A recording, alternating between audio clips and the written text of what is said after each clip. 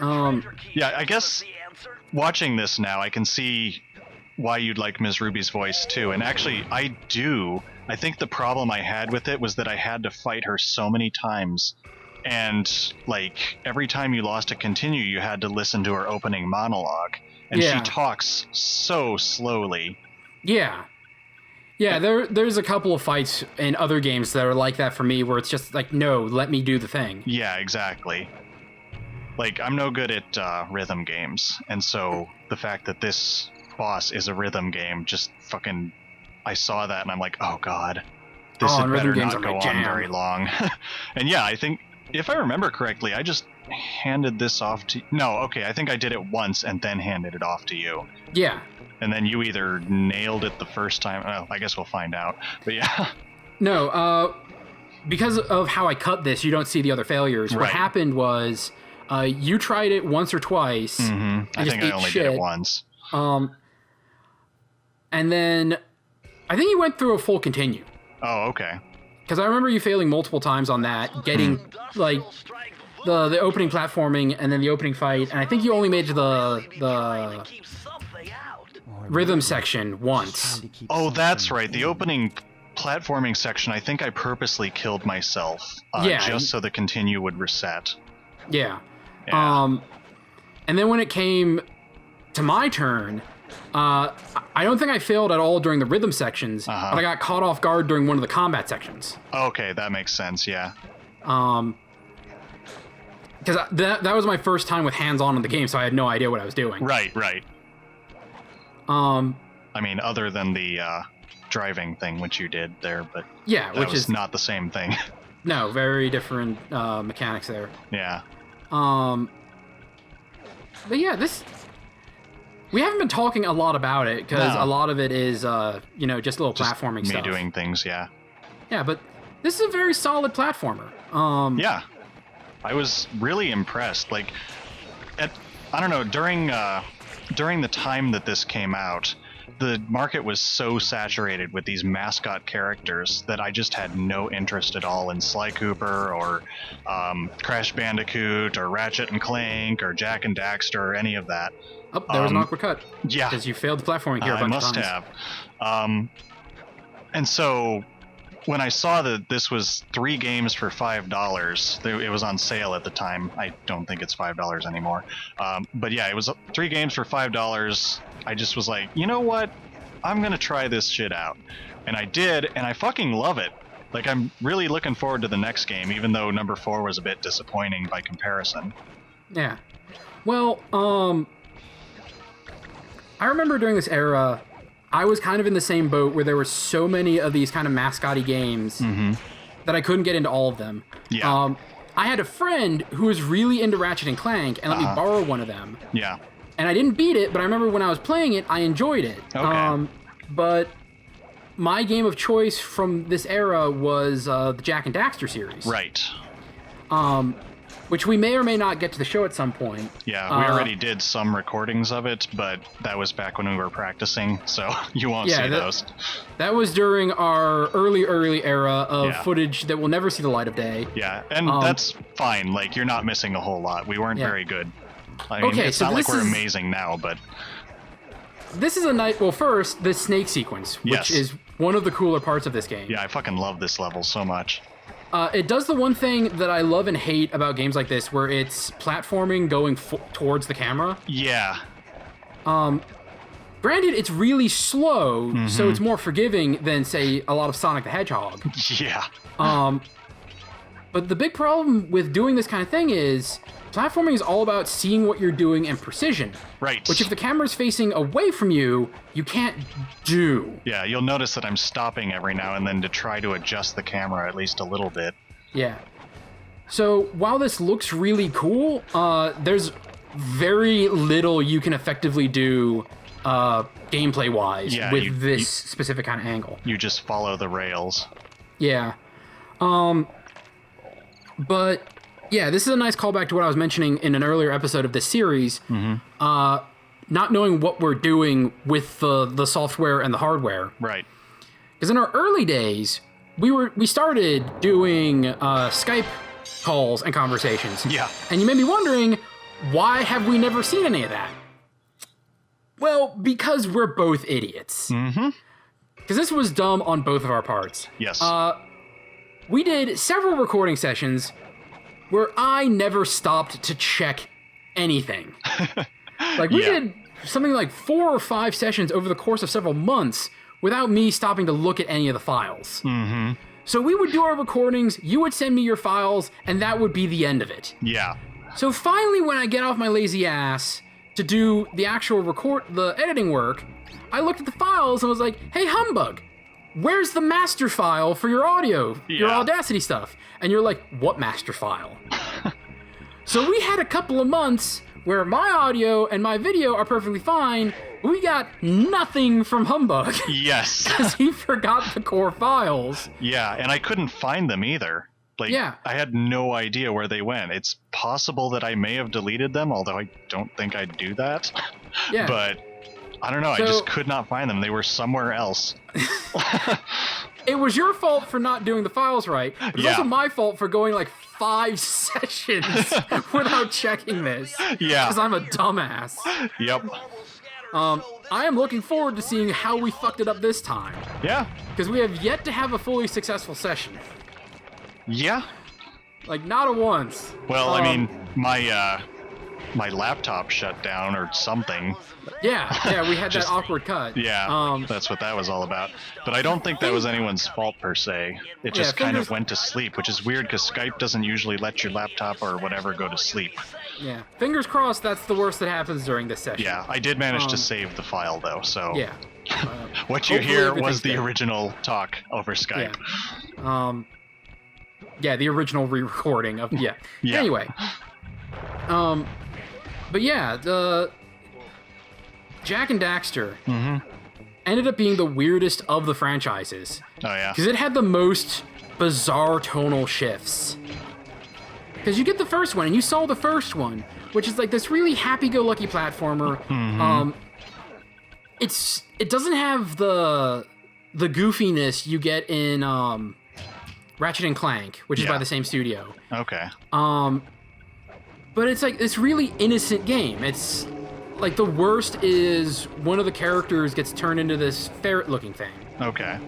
And at no point does the main character say anything for the whole first game. Yeah. Not a single line of dialogue. And then you get to the second game. And this is another one of those collectathon things. With the first game, if you went and collected all of the MacGuffins, you'd be treated to an extended ending cutscene. Okay. Where they open this portal thing, and that's the end. And it's a teaser for the next game. Yeah. And spoilers, it turned out the thing they opened up was a time portal. Okay. And they get sent to the future, and that's where the entirety of the second game takes place. All right. Well, the very beginning in that opening cutscene, the main character, Jack, is captured. And you don't see it in this game, but a later spin-off game for the PSP has Daxter, his little Weasley friend, doing this whole rescue mission. Okay. Well, at the end of the opening chain of cutscenes, because this is the era of multiple opening cutscenes. Right. It's like a year or two later, you see our hero, Jack, strapped to a table. He's been the subject of these torturous experiments. Jesus Christ. And like Daxter drops down, he's like, Jack, I finally found you, buddy. Say something, anything. I'm gonna kill Praxis. First line of dialogue from our super sweet and innocent character. Just this growly, I'm gonna kill someone. Holy shit. Of course, this was like the era of like dark mode. Right, edgelord. Of like the edgelords. So they did what everyone else was doing at the time, where we're gonna have a transformation mode where our character's gonna get stronger in combat and be like more evil and dark, and it's Dark Jack and yeah. That 2 had a lot of weird things going on with it. Like it also has the most bizarre difficulty curve where you would have some levels that are murderous and totally unforgiving and take you like 20 tries to beat, and the next mission is like barely above tutorial level. Okay.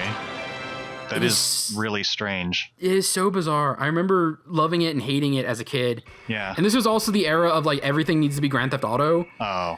So it you had would this be giant open world. Well, this is the cool thing about the Jak and Daxter franchise. It was one of those first ones where it's like anywhere you see, your character can go. Oh, okay, yeah. Like, you look on like a high ledge and you can see some stuff, and it's like you eventually go to that stuff. Yeah, I want to point out again, you notice that this is the only callback from a previous level in the entire game.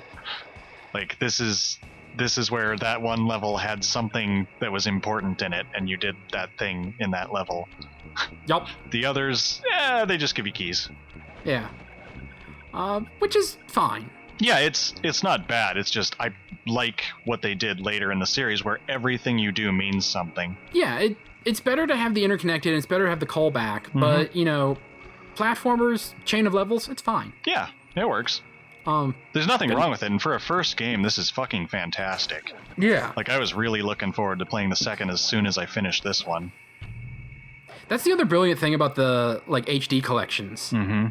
Where you have them all on a disc, and you can just swap over to them. Yes, it's beautiful. Because I remember I really enjoyed that when playing Zone of the Enders. Because I was playing Zone of the Enders 1, I was really enjoying it. I'm like, man, I can't wait to get off this like space station and get into the meat of the game. Oh. Because like all these little tutorial levels and all this other stuff. And it gets to the ending sequence. And I remember my sister was visiting and she was sitting there and she's like, did you just beat the game? I'm like, no, I'm just getting started. Like, we are just getting past the opening part. And she's like, this looks a lot like an ending cutscene. I'm like, no, I mean, like, there's this whole other war going on. I just even encountered the big bad. I didn't beat him. Yeah. Oh, no, we're just getting started. And then the end credits start rolling. I'm like, what the fuck? I'm not gonna lie. If I had bought that full price, I would have been pissed. Yeah, I think I would have been too.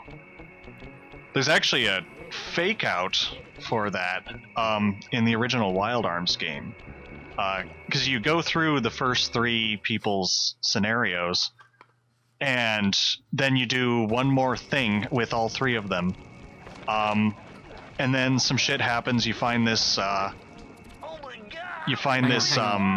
on. golem and stuff. Hang and on. Then say what? Hey, shut up for a second. Okay.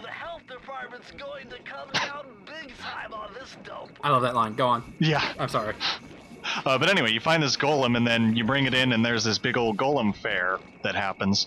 And then shit goes down, and, like, this kingdom that you were dealing with earlier has a major problem. And then a big thing happens, which I won't spoil, and then the credits roll. And it's like, oh my god, is this game really that short? And do they expect people to buy Wild Arms 2 if that's all you do? And then, no. The credits finish and you continue on in the game. But it was kind of shocking when I first encountered it, because I was a kid and didn't realize that people would fake you out like that. I have... fake outs like that always are hit and miss with me. Uh-huh. Actually, no. They're always a miss with me, actually. Oh, yeah? Because most of them are either not memorable, and I can only bring a couple to mind, and none of them were of any enjoyment to me. Okay. The worst offender was I think it was the second set of Mystery Dungeon games for Pokemon. Okay. Because, like, spoilers for Pokemon Mystery Dungeon, Explorers of Time and Explorers of whatever. The story... Oh, by the way, I'm interrupting myself here. Yeah, I can see what you mean by not seeing the lights. I couldn't see the one that you just tripped. Very difficult to see. Anyway, but the plot line is essentially Terminator, where some shit goes raw and everything gets ruined. So, like, some of the few people from the ruined timeline come back in time to fix it. And you're one of those people, and you get amnesia, so you don't remember it at first. Okay. And the guy who you thought was the villain is your partner, and he's doing shit like, yeah, it doesn't make sense what I'm doing now, but, like, dude, for real, here's the score. This is gonna save the world. Okay. and the guy who you thought was not the villain turns out to be the villain. That is the most definitive death I've seen in this whole playthrough. And yet it's not a death. And yet it's not. But, and of course, it comes as no surprise that the villain's the villain, because like, oh hey, it's the spooky evil ghost type. Uh-huh. Oh, the spooky evil ghost type's being a hero. Is Pokemon being the cool thing? Is like this guy who you thought would be a villain is actually a hero? No, he's still a villain. Huh.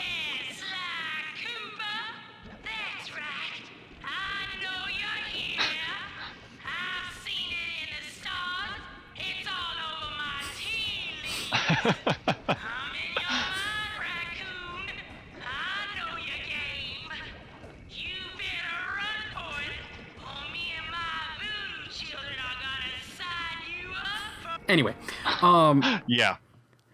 So, and of course the predictable thing happens where it's like, well, wait a minute. If you're from a shitty future and you're coming back to fix the past, isn't this a suicide mission? And it plays it off like, yes, totally. Mm-hmm. And I know my sister tears up every time she gets to that point in the game. And she's drawn like sappy fan art of it and everything. Because it's like, when you beat the final boss of the main game, it's like, oh, you fixed the timeline. Your shitty timeline no longer exists, therefore you're going to vanish. Okay, yeah. And you have this big dramatic moment with like your sidekick character. It's like, I don't want to let you go. I don't want to leave. Right. Two problems with that. One, the first Mystery Dungeon game had a very similar ending, where it's like, oh, you're from the human world. It's time to go back. And then it's like, psych, no, you decided to stay. Uh-huh. And this is like, you're going to cease to exist.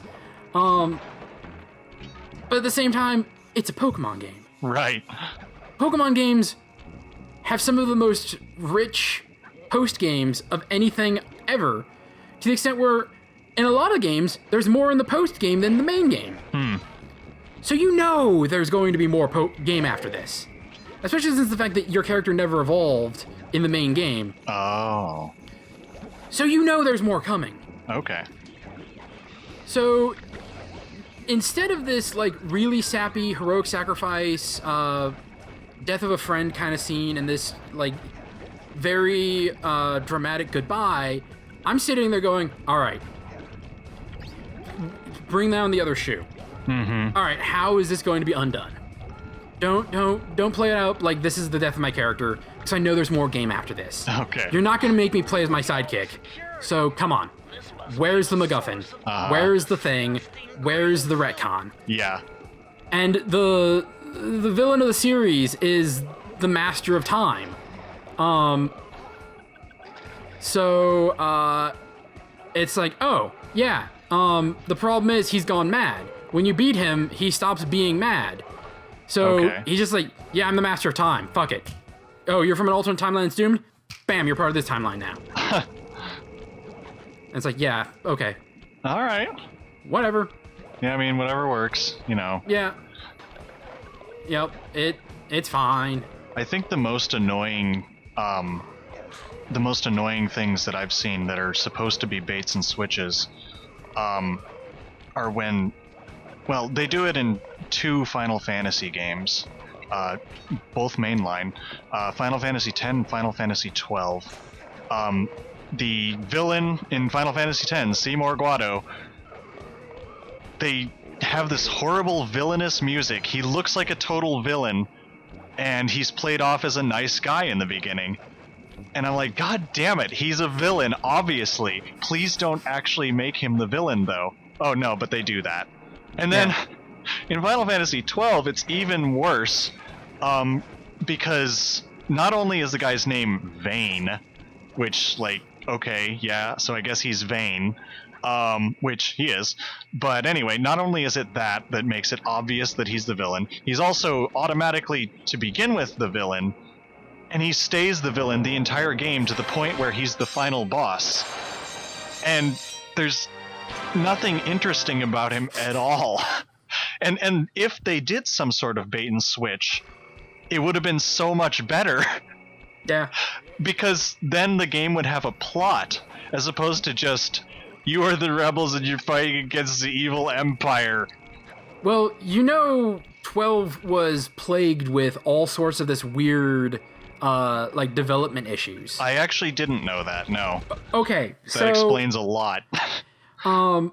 12 is kind of the poster child for an executive stuck their dick in it. Okay. Where it was its own thing. It was going to be set up to be like they had their own idea of what they wanted to do. The design team, the dev team, everyone was on board with it.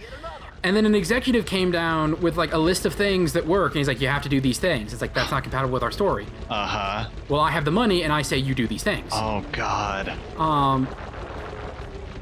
And like in Final Fantasy 12, you will probably not be surprised at all to hear that Vaughn was the last character added to the story. I did hear about that, yeah. Yeah, where Bosch and what is her name? Ash? Yeah, Ash. Yeah, they were supposed to be the main characters. That makes a lot more sense. You look at the opening cutscene, and it's all about Ash's backstory. It's all about how Ash got to the point where she was. Yeah. Like, it's Ash's husband that dies. Spoilers for an opening cutscene. Yeah. It's Ash's country that gets fucked up.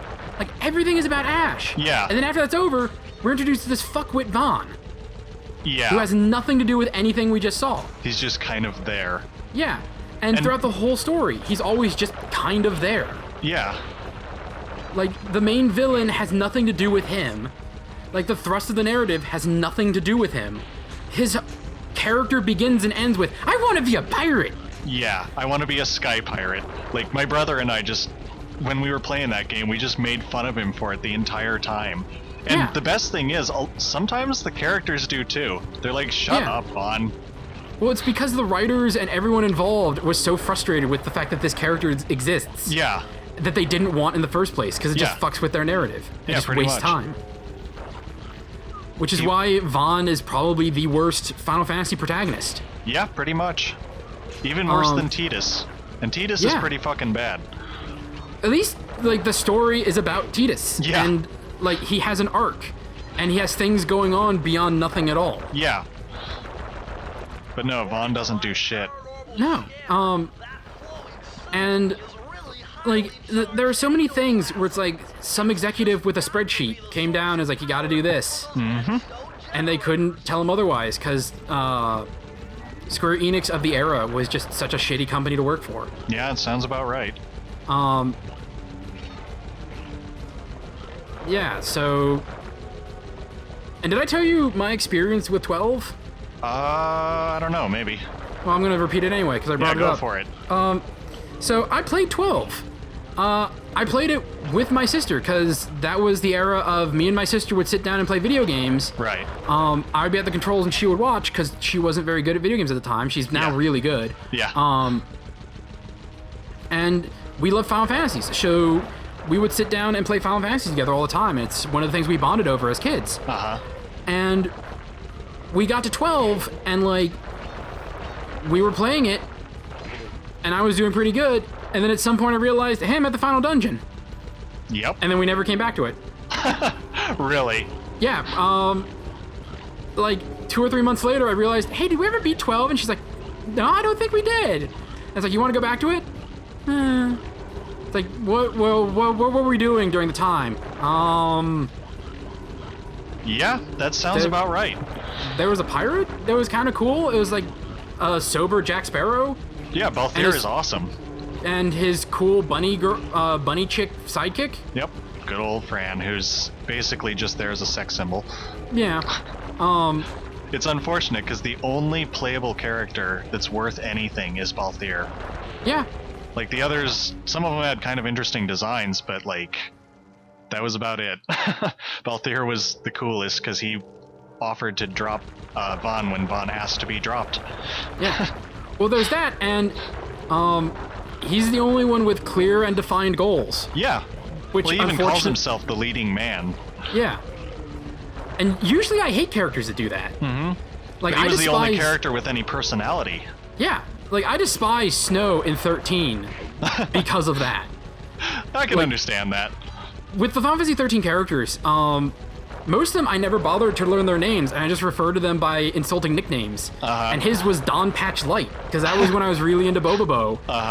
And one of Don Patch's defining characteristics is he's constantly demanding that he's the main character. Oh, God. So I'm like, oh, so Snow is Don Patch, but boring. All right. And kind of a douche. Yeah. To the point where in 13, the only character I liked for any extended period of time was Hope. And that's because his motivation for the longest time was wanting to murder Snow. It's like, I can relate to that. This character's feeling something I'm feeling, so I like this character. Yep. And the second he got over it, it's like, oh, now he's like the rest of them and really boring. Like, Pinello and Fang? Was it Pinello? No, it's Vanille. Vanille. Yeah, Pinello was 12. Yep. Right? Pinello was 12, and she was just as useless as Vaughn. Yeah. Well, it's like her entire thing was, I want to keep Vaughn out of trouble. And it's like, oh. Yeah. Oh, I'm sorry that you have nothing to do. Mm-hmm. I think the other problem with me and 12 is I had recently played Skies of Arcadia. Uh-huh. And so much of 12 is Skies of Arcadia minus personality. Did you ever play Skies? No, I never did. It's a pretty solid JRPG. It's one of those franchises that modern Sega likes to do callbacks to because people remember it fondly. And then whenever it's like, hey, are you gonna re-release it? Are you gonna remake it? No. Are you gonna do anything with the franchise? No. God, it's not Sonic. Like you can get Skies of Arcadia Mii costumes in Smash Brothers. Yeah, I remember that actually. And Skies of Arcadia is one of the main character of that is one of the drivers in the Sega racing game. So it's like they acknowledge its existence, but it's another franchise. It's like, yeah, why would we use this? Another game in the franchise? Fuck that. But no, it's about Sky Pirates in this really cool, like, Sky Piratey world. It's actually done well. Yeah, and everything about... This is another franchise that I remember fondly, but can't give you any details of. That I'll need to go back and replay at some point. Yeah, I think you actually mentioned that in a previous episode. Yeah. Now this is another one of those mini games you brought up where it's like it's a miserable experience. Yeah, and I think I got it on the first try. Yeah, you one-shotted this. What's funny is during the original recording, you were just bitching and moaning about how long this was gonna take. Yep. And just like, I thought it would. This is terrible. The design is awful. We're gonna be here for hours. This fucking sucks.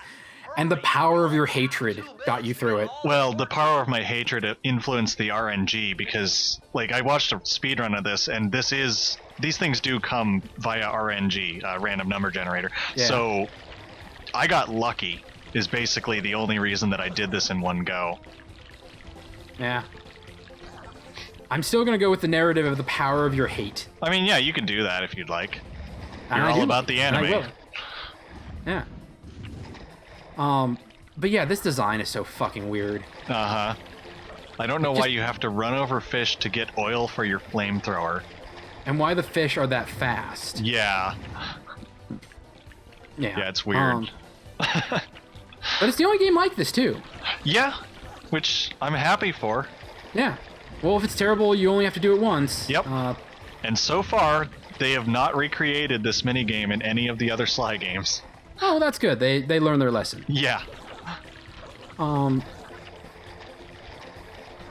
yeah, I think 12, and this is definitely something for Corrections Fox. Uh-huh. But I remember hearing stories of like a lot of, because this was the era where a lot of the old guard of the Final Fantasy franchise was leaving. Uh-huh. Like a lot of the people that made Final Fantasy the franchise it is were leaving the company for one reason or another. And the experience with 12 drove, I think, the rest of them out. That makes sense. Corrections Fox will be the one to tell me to correct this. But you look at the staff list of 13, and it's like there's no one left. No one from the original team, no one from the old guard. Yeah, like that explains why Nobuo. 13 had almost nothing to do with the others, like as far as callbacks and stuff. It had chocobos. Well, the other thing is, with 13, this is another thing I remember hearing, and again, Corrections Fox will catch this, and I can already hear him screaming at me for making him do work. But 13 started as a completely different game, and they slapped the Final Fantasy license on it later. That makes perfect sense, too. Yeah. It's like Star Fox Adventures all over again. With even less of an impact on the franchise. Yep. Except that 13 had 3 different games. Yeah, 2. Well, they There were planned... 3. Yeah. There was 13, 13-2, and 13 No, Lightning Returns. Well, no, I knew there were 3 games in the franchise, but I was counting it as 13 plus 2 other games. Oh, yeah, okay, I gotcha. Yeah. In total, there are 3 games in the 13 franchise. Yeah, that's true. But then again, they announced that right from the beginning. Mm-hmm. Now, granted, one of the 13 games ended up going on to be 15. Yeah. Which is so fucking bizarre. Yeah. And you have 11 and 14, which are MMOs, so people don't count it in the franchise. Mm-hmm. I tend not to either.